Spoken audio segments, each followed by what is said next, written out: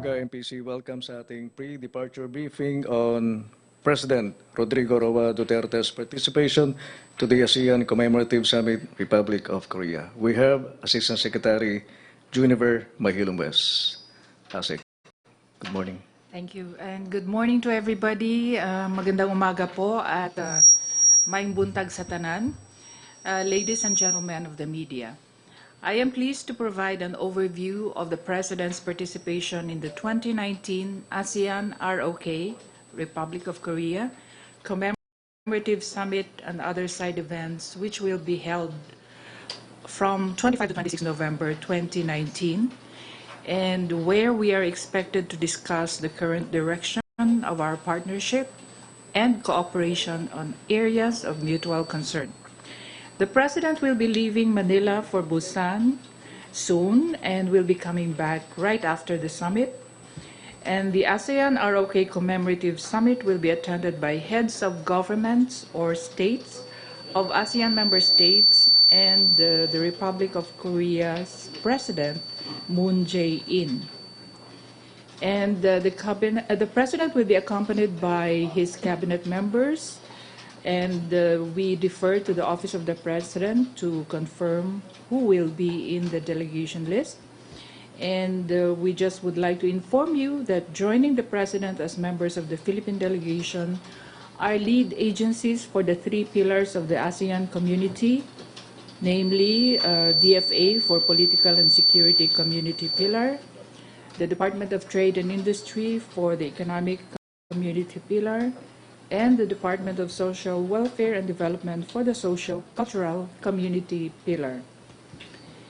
The President last met with ASEAN leaders and the Republic of Korea President Moon Jae-in in Bangkok, Thailand, earlier this month during the ASEAN Plus 3 Summit and the East Asia Summit. During these meetings, the leaders shared their views regarding regional and international issues affecting our region and beyond. In Busan, 2 outcome documents are expected in the forthcoming ASEAN ROK Summit and other side events, and these documents are the ASEAN ROK Joint Vision Statement for Peace, Prosperity and Partnership, and the co-chair statement on the ASEAN Republic of Korea Commemorative Summit, and these two represent the strong partnership between the ASEAN and ROK. This will be the President's second visit to the Republic of Korea since assuming office, and his first time to visit Busan. The President previously traveled to Seoul, South Korea for an official visit in June 2018. Thank you, and we are now ready to answer your questions if you have any. Maraming salamat, ASEC. MPC, question. Maricel. Hi, ma'am. Good morning. I understand, ma'am, that the President will be having bilateral meetings during his visit to Busan. May we have more details about this?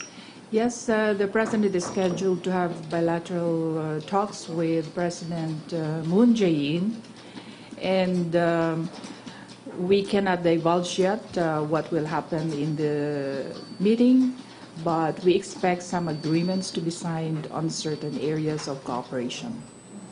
May we know what are these agreements, ma'am? We cannot divulge it yet because we are still, the negotiations are ongoing, and we haven't concluded our coordination about those agreements yet.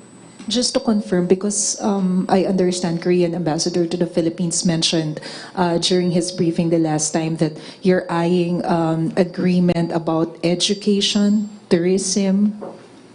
Is that true? Can you confirm this, ma'am? Yes, we are eyeing and anticipating to sign agreements on education, tourism, social security, and perhaps fisheries as well. But as I've said, negotiations are still ongoing. Is there a schedule for the President to visit the Filipino community?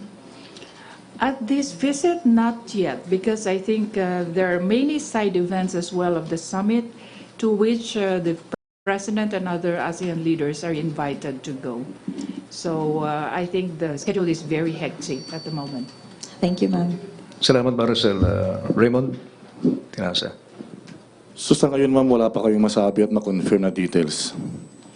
Wala pa. Wala pa. Sa bilateral events. But as to the summit events, naka-schedule na yun lahat. So Yeah. it's more on broad strokes lang, general. That's right. Thank you. Thank you, Raymond. Pia. Ma'am, could you give us a brief rundown of the schedule ng summit? The main summit is going to happen on the 26th of November, and there are going to be two sessions. One session would be on discussion on the 30 years of cooperation between ASEAN and ROK, because this year is the 30th anniversary of ASEAN-ROK dialogue relations. And the second session will focus more on connectivity, which is a very important concern of both ASEAN and the Republic of Korea. And after those two sessions will be the leaders' lunch, retreat, in retreat format, and the most pressing, most important regional security issue will be the Korean Peninsula. So leaders will exchange views on that issue. That's basically the summit meetings, but as I've said, there are also other side events where agencies of the Philippines like DILG and NEDA and DTI will take the lead. Salamat, Pia. MPC? No. Lay Bagyo. Mike, please, Pia. May update po ba yung, kasi sabi ni Pangulong Duterte nung nakaraan, parang magkakanvas daw siya doon ng armas? May kasama ba sa schedule yun? We should note that sa bilateral relations natin, yung defense procurement with the Republic of Korea is ongoing. Yes, perhaps, but I don't want to preempt the President. Yes, I would defer to the President on that issue. Okay, thank you. Thank you, Lay. MPC? No more. Maraming salamat, MPC. Maraming salamat kay Assistant Secretary Juniper Mahilom West, Office of ASEAN Affairs, DFA. Balik tayo sa Radyo Pilipinas at PTV4.